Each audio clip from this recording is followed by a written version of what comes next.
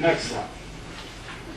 Now, not all of these countries are in the World Nuclear Association database right now, but these are the countries that have announced their intentions to build large nuclear power plants. Some of these are going to do this, or most of these are going to do this in a responsible way. But there's a potential there. There's a real non-proliferation potential there if you just read down that list of countries. Next slide. Maybe we'll have a few more of these. These are the centrifuge plants in Iran, extensively to support their civil nuclear power program, which I think is nonsense. Next slide. Maybe we'll have a few more of these reprocessing plants, like with this one in North Korea. Next slide. Reactor safety. I believe the safety of U.S. reactors has improved. This was the findings of the Keystone Center. It has improved since 3 Mile Island.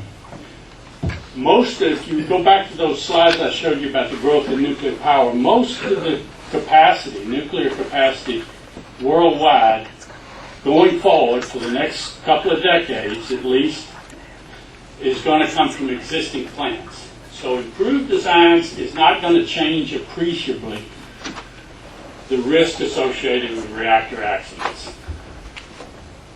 Reactor accidents, in my judgment, and this is just a personal opinion, the most important factor affecting the risk of reactor accidents is the safety culture at the plants themselves. And it's because of improvements in safety culture at U.S. plants, I think the accident risk of the United States has gone down. But this is a mixed bag when you look at global warming, nuclear power's contribution to do this on a global basis, because in a lot of countries, and particularly countries where new nuclear capacity is going in, they don't have the safety culture of the U.S. So the jury's out. But if I had to make a guess, if we have another accident, it won't be as bad as Chernobyl, and it probably won't occur in the United States. It'll occur somewhere else. Next slide. Waste disposal. 50 years, there it is. I'll stop there. I want to say one or two words. Gwyneth has written a very interesting book. It goes without saying she's a better writer than probably anybody in this room. But to put on the title that this is the truth about nuclear energy is in itself fiction. There is a lot of facts in this book, but there's also a bit of fiction in this book. And there's also, in terms of opinions, it's a one-sided book. Now, she just gave you, I could give you lots of examples. She just gave you one in her statement. There's no scientific basis for low-dose estimates today. I brought with me a copy of the National Academy of Sciences Beer 7 report. There was Beer 1, Beer 2, Beer 3, Beer 4, Beer 5, Beer 6. Beer 5 and 6 were the latest ones that dealt with low-dose radiation. Let me just read you what the leading experts on low-dose radiation exposure said in Beer 7.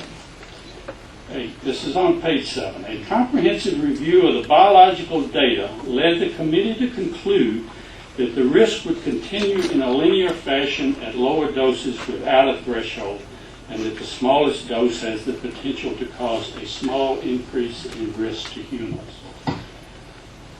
It is not a fact to say that there's no scientific basis for the low dose estimates today. These are the best estimates in the United States of the risk of low dose radiation exposure.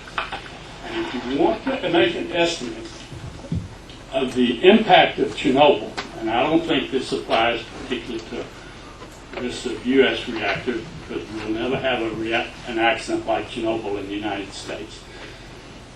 But you can the way you would calculate the consequences of that accident would be to multiply the collective dose, the person REMS, the person Sieverts, times the cancer risk coefficient, and I would take the best estimate number from this publication, multiply those together, and you get an estimate of tens of thousands to hundreds of thousands. The high end would be over 100,000. I don't buy that, but in the tens of thousands of latent cancers associated with that accident. So it's wrong. Which accident was that? That's Chernobyl. It's also wrong to state that there have been no deaths associated with accidents in the United States. I would urge you to use the carefully worded language in the Keystone Center, which says there are no immediate deaths, and the latent cancers as a result of accidents would at most be a few. Because if you do the if you just go to the NRC fact sheet on TMI, get the collective dose estimate, multiply it by the National Academy of Sciences cancer risk coefficient, you'll get one cancer. So,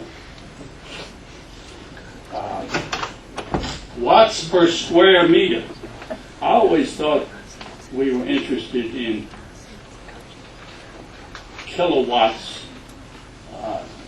or dollars per megawatt or cents per kilowatt hour. Dollars per megawatt hour or cents per kilowatt hour. You don't measure advantages in terms of watts per square meter. You measure the advantage. You compare the value of solar and the value of nuclear by comparing the cost of the two. And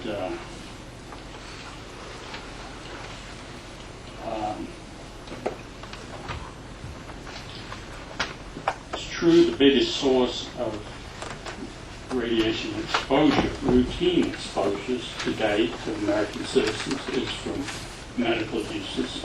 It's also true that those exposures are excessive. The man I learned my radiation health physics from, Carl Morgan, who's called the father of health physics, fought all his life until his death to reduce the unnecessary medical exposures from radiation.